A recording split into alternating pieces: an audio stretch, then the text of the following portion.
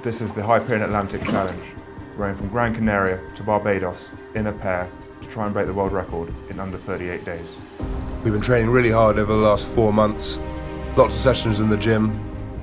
Boat is all kitted out of everything we will need for 40 days, enough food on board for 5,000 calories per day. Yeah, just to give you an idea of what we're going to be living on for 3,000 miles.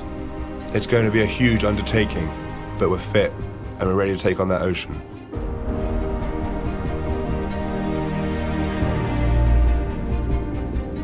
I picked Jamie because he's as competitive as me, he's a hard worker, and he's an experienced river rower.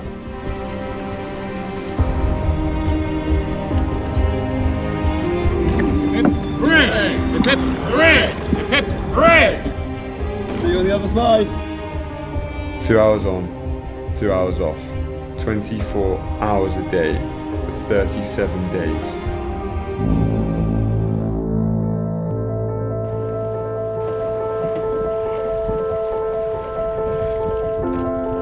We thought we were going to have more of a flying start than we are currently having.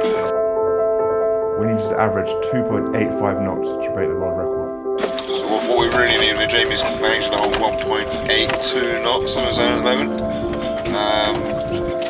which isn't ideal. Ocean rowing is the most miserable sport on the planet. But just gotta keep smiling, I guess, because otherwise I'll cry.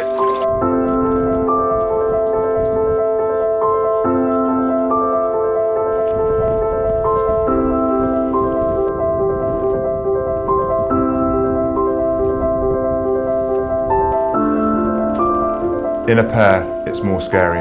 You're on your own while your crew member sleeps. You're like ships passing in the night. You barely talk, you just grunt at each other as you swap seats. Being out there on your own, really like thoughts play through your mind a lot more, overthink things. Yeah, had quite a weird night last night. Back's been in excruciating pain in this heavy weather. Literally no winds, no waves.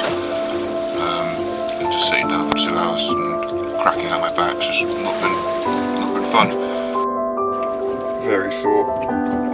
My lats and across the top of my back and shoulders are just in bits.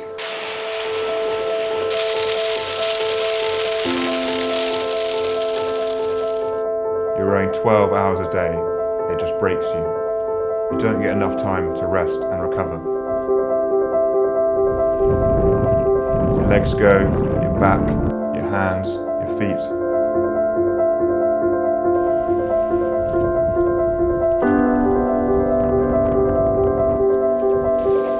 But we are told that tomorrow is the day for the weather's going to come. 15 knots plus, up to 25 hopefully. And we're going to slingshot ourselves under this ghost boat. The ghost boat was the record from last year. We plotted their route and raced head to head. At the start, we needed to average 2.85 knots, but with 12 days to go, we needed to average 3.5 knots to break the world record.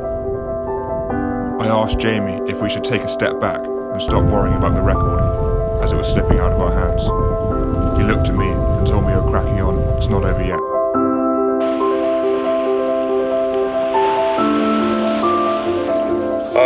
Right, day 28. The winds have finally come and we've been smashing it all day really. Morale is now high.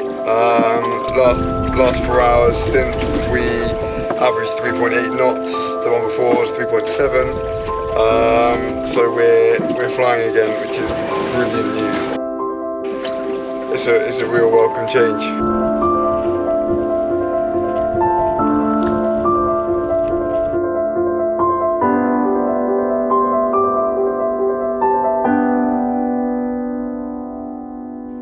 Just when we had got on top of the ghost boat and were on record pace, everything went against us. We realised yesterday that we've actually snapped off our dagger board. The boat violently rocks around, especially when you've got waves coming from your when you're broadside to the waves. 449 nautical miles away now.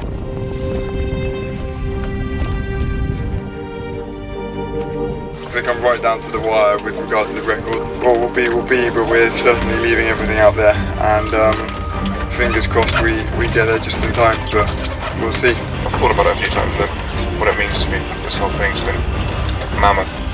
Thrown my life at it for 6 months, put every single bit of emotion into it I possibly could. I'm proud of this team.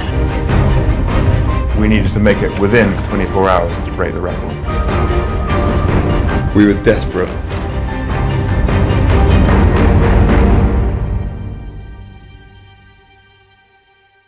Land ahoy!